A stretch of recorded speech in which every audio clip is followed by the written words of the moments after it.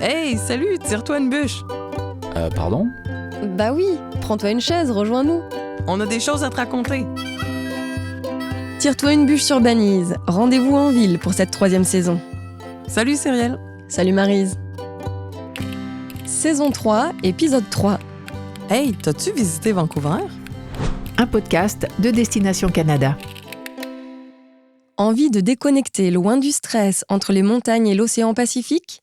Vancouver dans l'ouest canadien, en Colombie-Britannique, est la ville qu'il vous faut. Vue de France, c'est à l'autre bout du Canada, mais c'est accessible en 9h45 de vol direct depuis Paris. Bon, vous n'irez sans doute pas à Vancouver en bateau depuis la France, mais sachez aussi que le port de Vancouver est un des plus grands et des plus fréquentés du Canada. Il va vers l'Alaska au nord et la Californie au sud. Pourtant, le centre-ville reste petit et facile à parcourir à pied, si bien qu'on entend souvent parler de la qualité de vie à Vancouver. Dans cet épisode, on vous partage nos coups de cœur et nos incontournables ainsi que les temps forts de Vancouver. On aura avec nous une des habitantes de la ville, Marion. Elle est française et établie là-bas depuis plus d'1 an. On retrouve aussi notre ami Sébastien en fin d'épisode pour parler des liens entre Vancouver et les communautés autochtones. Comme d'habitude, vous trouvez tous les liens utiles dans la description du podcast.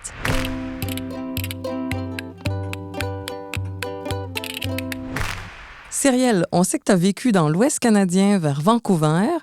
Alors, à toi de répondre aux questions du quiz aujourd'hui. Pourquoi surnomme-t-on Vancouver Hollywood North? C'est marrant que tu demandes ça parce que peu de gens savent que Vancouver est l'une des villes les plus filmées au monde. Elle sert de lieu de tournage pour beaucoup de films et de séries, à commencer par les blockbusters comme Twilight, 50 nuances de Grey ou des séries comme X-Files et Smallville. Vancouver est aussi une ville très portée sur la nature. Tu sais-tu quelle organisation environnementale bien connue a été fondée là-bas? Tu parles de Greenpeace? Oui, bien évidemment. Il y a d'autres organisations environnementales à Vancouver, mais c'est sûr que Greenpeace est celle qui a le plus étendu son influence. Et quel est l'animal emblématique de la ville de Vancouver? L'orque, évidemment. C'est le panda de la mer, tout en noir et blanc. On l'observe très facilement en excursion bateau de juin à octobre depuis les eaux de Vancouver. C'est une rencontre magique. Allez, pour terminer, sais-tu d'où vient le nom de Vancouver? Oui, c'est le nom de l'explorateur britannique George Vancouver. C'est lui qui a cartographié la région dans les années 1790. Et c'est un siècle plus tard, quand le chemin de fer arrive dans la ville, que Vancouver prend son nom définitif. On peut donc dire que l'arrivée du train, qui relie l'Est et l'Ouest du Canada, a transformé la ville. Maintenant, c'est devenu un centre économique vital, une métropole dynamique et cosmopolite.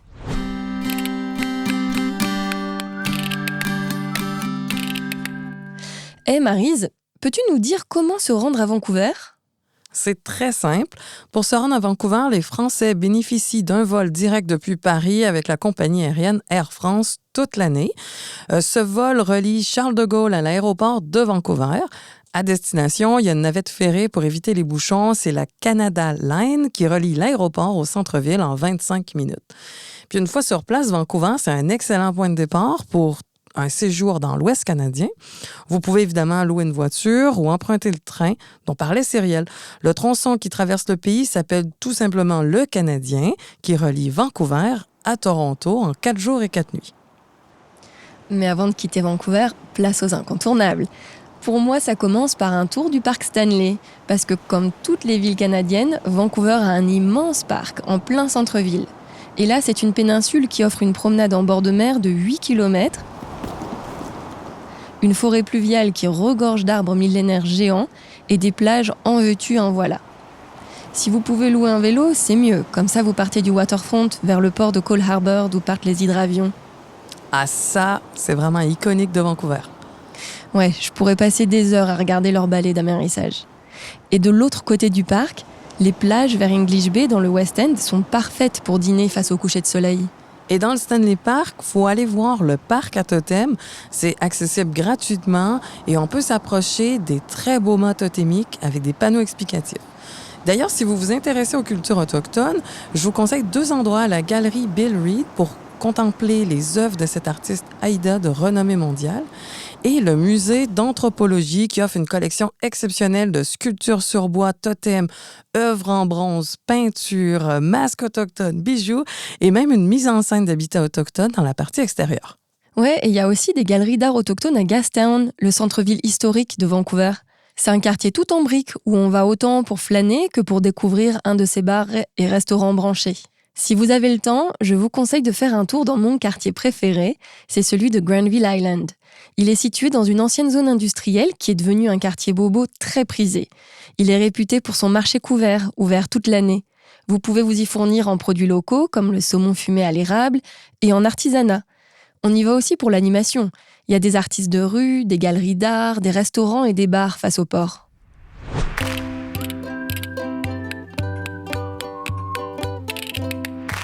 Pour vivre la ville au plus près des habitants, qui mieux que des Français installés depuis plus d'1 an pour nous en parler? Dans cette 3e saison de Tire-toi une bûche, ils sont nos experts. Pour Vancouver, on a rencontré Marion Pagès, une créatrice de contenu qui s'est installée à Vancouver et est tombée amoureuse de cette ville de l'Ouest canadien. Bonjour Marion. Bonjour Marion. Dis-nous, si on devait résumer Vancouver en 3 mots, tu choisirais lesquels?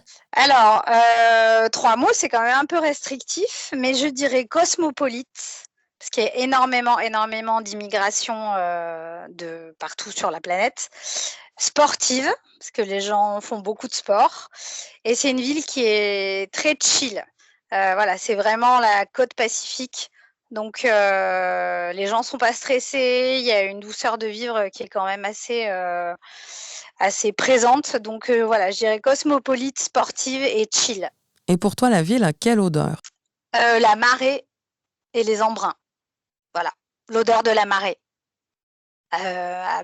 Parce que le Pacifique est tout autour du centre-ville et qu'il suffit de faire quelques centaines de mètres, on est à la plage et donc ça sent la marée, voilà. Et quel aspect imprévisible tu as découvert de la ville? Alors la nature en ville en fait, parce que je savais que la ville était entourée de nature, mais la nature elle est présente partout en ville. Moi j'habite dans un quartier qui est arboré comme j'ai rarement vu ailleurs. D'ailleurs, tout le centre-ville est arboré et c'est vraiment très, très agréable. Et les animaux, on voit des animaux tout le temps. On a des aigles en plein centre-ville, des raccoons, enfin des ratons laveurs en français, des raccoons, des mouettes, des corbeaux, qu'est-ce qu'on a? On a les phoques sur la plage, on a des ronds cendrés, des coyotes. Moi, j'ai des coyotes dans mon quartier la nuit. Ouais, les animaux et vraiment la nature. Et puis bon, les ours, pas très très loin, hein. Enfin, quoi, un quart d'heure du centre-ville, il y a quand même les ours, des fois, qui viennent faire les poubelles et se promener dans les jardins l'été. Donc, ouais, les animaux et la nature, ça, j'avoue, c'est quand même, c'est surprenant et ça rajoute du charme à la ville. Quel est ton quartier favori et pourquoi? C'est celui où j'habite, voilà, tout simplement. Moi, j'habite dans le West End, donc c'est un quartier qui est assez familial, mais je suis vraiment en plein cœur de downtown, donc j'ai la nature d'un côté avec le Stanley Park à 10 minutes à pied de chez moi. J'ai les plages du Pacifique littéralement à 2 minutes de chaque côté de ma rue et j'ai les buildings juste derrière mon appartement. Donc on fait tout à pied. On n'a même pas de voiture, nous, à Vancouver. On fait tout à pied ou en transport en commun. Mais c'est une ville qui est à taille humaine et qui est quand même bien desservie par les bus, par le SkyTrain, c'est le métro. Donc vraiment, ouais, le West End, c'est très, très sympa parce qu'on est en plein cœur de la ville, tout en ayant la nature autour et on peut tout faire à pied. Et c'est un quartier familial assez tranquille. Donc le West End, voilà. Et pour faire la fête? Alors, qui bouge pas mal, il y a quand même Yaletown, je dirais. C'est pareil, hein, c'est à downtown. C'est à 10 minutes à pied de chez moi, Yaletown. Gastown un peu. Et après, il y a les autres quartiers de la ville qui sont hors de downtown, où il y a beaucoup de restaurants, de bars, etc. Notamment le quartier est de la ville, East Vancouver. Ça bouge pas mal. Ouais, ces quartiers-là, ça bouge pas mal. Après, il y a le quartier historique qui est en train de bien changer, où il y a plein de restos, plein de bars. Il y a quand même de quoi faire et de quoi sortir. Il y a des restaurants partout. On a la chance d'avoir une énorme communauté asiatique, donc on a des restaurants incroyables, des Japonais, des Coréens, des Chinois. Donc voilà, pour les gens qui adorent les sushis, c'est une ville parfaite parce qu'il paraît que les meilleurs sushis en dehors du Japon sont à Vancouver. Et c'est quand même une ville familiale, donc ça bouge moins que Montréal et Toronto, mais il y a quand même de quoi faire. Et est-ce qu'il y a un festival ou un événement auquel tu nous conseilles d'assister? Alors en festival, moi j'aime beaucoup, évidemment, je vais pas retrouver le nom. Si, c'est le festival de nourriture de Richmond. Donc là, c'est toutes les nourritures du monde qui se retrouvent, c'est tout l'été, de juillet à octobre, on va dire. Et c'est toutes les nourritures du monde qui se retrouvent. C'est immense, il y a énormément de monde. On peut manger des choses complètement improbables. Et ça, c'est très, très sympa. Donc c'est le Richmond Food Festival, je crois. Il me semble que ça s'appelle comme ça en anglais. Ça, c'est très, très sympa. Bon, après, on a toutes les fêtes. On a Halloween, etc. Halloween, c'est très sympa. Après, on a des festivals de cinéma, etc., etc. Mais ouais, le Richmond Food Festival, c'est quand même très sympa. Voilà. Merci encore et belle fin de journée. Eh ben oui, Merci, bonne Marion. fin de journée. Au revoir. Au Au revoir. revoir.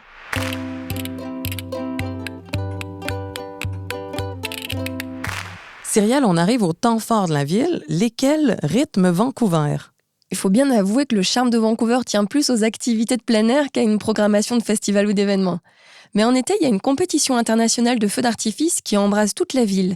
Ça s'appelle la Celebration of Light.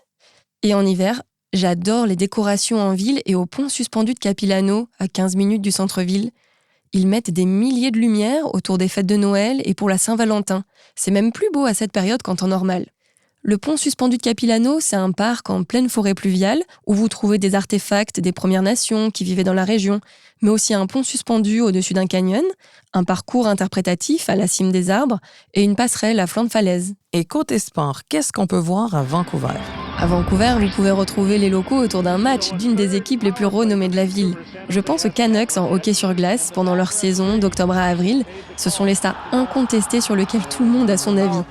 Si vous venez de mars à octobre, encouragez plutôt les Whitecaps FC en soccer ou bien les Lions de la Colombie-Britannique de juin à novembre. Ça, c'est du football canadien, un peu comme le football américain à quelques règles près. Et puis, pourquoi pas découvrir un sport bien canadien, d'origine autochtone, qui est souvent considéré comme le sport national du Canada, la crosse.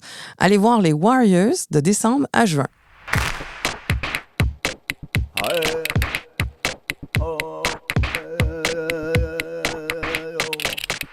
Allez, pour clore cet épisode, on parle des liens entre Vancouver et les communautés autochtones du Canada avec notre ami Sébastien Desnoyers-Picard, vice-président de l'Association touristique autochtone du Canada. Salut Seb! Coué, bonjour! Salut Seb! Salut! Est-ce que tu peux partager avec nos auditeurs des lieux et des activités autochtones à Vancouver? C'est sûr que pour moi, un voyage à Vancouver ne peut pas être conclu sans une visite avec Candice Campo à Talisay Tour. Stanley Park, on en apprend sur les totems qui ont été là, mais on en apprend sur la vision des totems et la vision aussi du lieu historique de Stanley Park selon la vision des communautés qui y ont habité et utilisé. Pour moi, ça, c'est la grande différence entre un tour qui se fait avec des non-autochtones versus des entreprises autochtones. On a la vision de dire, OK, voici les totems, qu'est-ce qu'ils en sont et qu'est-ce qu'ils veulent dire, mais il y a aussi la vision de ceux qui ont utilisé le territoire auparavant, chose que certains tours ne sont pas capables de donner. Donc, pour moi, Candice, elle est magnifique en ce sens-là. On va en apprendre sur les plantes médicinales, on en apprend sur Stanley Park, sur la faune, la flore, on en apprend sur le lieu historique aussi, la façon dont les communautés convergeaient en ce sens-là et comment Stanley Park était utilisé. Donc, ça, c'est clair pour moi, c'est un incontournable si vous êtes à Vancouver. Après ça, c'est sûr que Vancouver quand même regorge d'activités nautiques. Hein? Si vous êtes du côté un peu plus téméraire, on va aller sur l'eau, Takaya Tour. Pour moi, on va aller dans des gros canots freighter, on va aller pagailler ensemble, on va aller, vous n'êtes pas seul évidemment, mais vous êtes dans comme on appelle un grand rabasca. On va aller pagayer tout le monde ensemble au son du tambour. On va apprendre sur sur évidemment les coutumes marines, mais évidemment le parc marin. Mais on va aussi en apprendre sur le chant, les tambours et autres. Donc pour moi, ça c'est une belle activité à faire en groupe. C'est pas quelque chose qui est épeurant. C'est quelque chose qui se fait excessivement bien. C'est pas quelque chose non plus que vous allez sortir de là en pleine sueur qui va être difficile. C'est pas des vagues de 8 pieds ou 4 mètres de haut. Là, faites-vous-en pas. On n'est pas en pleine mer. C'est vraiment quelque chose qui se fait très, très bien pour quelqu'un qui veut aller s'immerser, puis surtout au son des tambours. Pour moi, ça, c'est vraiment avec le guide qui vous joue du tambour. On en apprend sur les chants, on en apprend sur la signification du tambour. Ça nous amène dans un volet culturel, mais en même temps sportif. Et bon, ça nous fait déconnecter d'une grande métropole et on va profiter d'un élément un peu plus sportif. Quand on parle de sport, évidemment, on le sait, le sport amène la faim. Hein? Donc, c'est sûr qu'il faut aller se régaler. On n'a pas le choix. Donc, c'est sûr que pour moi, Salmon and Bannock, d'aller se régaler au premier restaurant autochtone et le seul restaurant autochtone basé à Vancouver avec Inès, qui est fantastique, soit dit en passant. Je l'adore de tout mon cœur. Ses plats sont magnifiques. Elle sait, d'ailleurs, mes préférés, je vous le dis pas. Mais le bison est écœurant. Je veux juste vous le dire. Je vous le dis pas. Je vous le dis pas, mais je vous le dis. Je peux traduire parce que les Français, ils savent pas que écœurant, ça veut dire bon. Ah, bon, ben, tant mieux. Il y a aussi un Salmon and Bannock on the fly. Donc, si vous partez de l'aéroport de Vancouver du côté international, vous pouvez aussi goûter au Salmon and Bannock directement à l'aéroport de Vancouver. Donc, ça, c'est aussi une belle addition au niveau du tourisme autochtone. C'est clair que Vancouver regorge aussi d'artistes qui sont sur place. Le Squatch Eye Lodge, d'ailleurs, qui est une résidence d'artistes qui a été convertie. Avant, c'était un hôtel. Maintenant, ça a été converti en résidence d'artistes. Mais un bel endroit pour aller se doter de pièces authentiques, hein, d'œuvres d'art qui sont, si vous cherchez de l'artisanat autochtone, bon, c'est clair que pour moi, vous êtes dans un des meilleurs endroits pour aller chercher les bons endroits, les bonnes pièces. On vous invite. Vancouver est un endroit fantastique pour ça, non seulement parce que la ville est extraordinaire, c'est propre, c'est beau, mais vous avez une inclusion autochtone qui est un exemple à reconnaître à travers le pays. Et on le voit, c'est vrai, dès qu'on arrive, parce que même sur les panneaux des villes, il y a des traductions qui sont mises en langue autochtone. Oui, partout. Puis on en parle souvent, on parle du tourisme autochtone comme du tourisme authentique. Ben pour nous, la clé du succès à travers tout ça, c'est de s'assurer qu'on pourvoit des carrières en tourisme autochtone pour nos jeunes. Mais pour être capable de réussir tout ça, ben il faut qu'il y ait des visiteurs. Et les visiteurs, ben, vous permettez la transmission des savoirs par le biais du tourisme. Donc, continuez de venir nous visiter. Est-ce qu'il y a des événements autochtones à Vancouver auxquels nos auditeurs peuvent assister? C'est sûr, l'été est toujours un des plus beaux moments pour venir visiter la ville de Vancouver. Bon, il y a plusieurs powwows ou ce qu'on appelle du côté de l'Ouest, c'est beaucoup de potlatch. La loi proscrivait en fait aux Autochtones de vivre des powwows ou d'avoir ces rassemblements interculturels, quand même jusqu'en 1951. Donc, on n'avait pas le droit d'avoir ces cérémonies ou ces rites culturels-là. Et ça a été inexistant. Donc, oui, ça a continué d'exister. Ce qu'on appelle les potlatch, ça a été fait en cachette. Ça a été fait, mais si on se faisait prendre, c'était quand même des pénalités qui étaient très majeures. Donc, pendant très longtemps, les communautés ne pouvaient pas exercer leurs droits et leur expression culturelle. C'est quand même triste parce que c'était quand même notre vie, c'était quand même notre rythme pour nous de passation des savoirs, des cultures. Mais quand ça a été finalement levé, ces restrictions-là en 1951, bon, ça a repris. Donc, c'est sûr que des événements, des powwows ou des potlatch, il y en a plusieurs à travers le pays, il y en a partout. Sur, évidemment, de tourismeautochtone.com, vous avez des listes des différents powwows. Sur destinationautochtone.com, vous avez la liste exhaustive des powwows à travers le pays. Merci beaucoup, Seb. À très bientôt. Le podcast Tire-toi une bûche est fini pour aujourd'hui. Merci pour votre écoute, on espère que cet épisode vous a plu. On vous a encore parlé de beaucoup de choses, alors cliquez sur tous les liens utiles qu'on a pu vous mettre en description de l'épisode et planifiez votre voyage au Canada. Si vous avez aimé, abonnez-vous à notre podcast sur les plateformes comme Castbox ou Apple Podcast et notez-le. Continuez à nous laisser vos commentaires et puis surtout, parlez-en autour de vous. Merci et à la prochaine.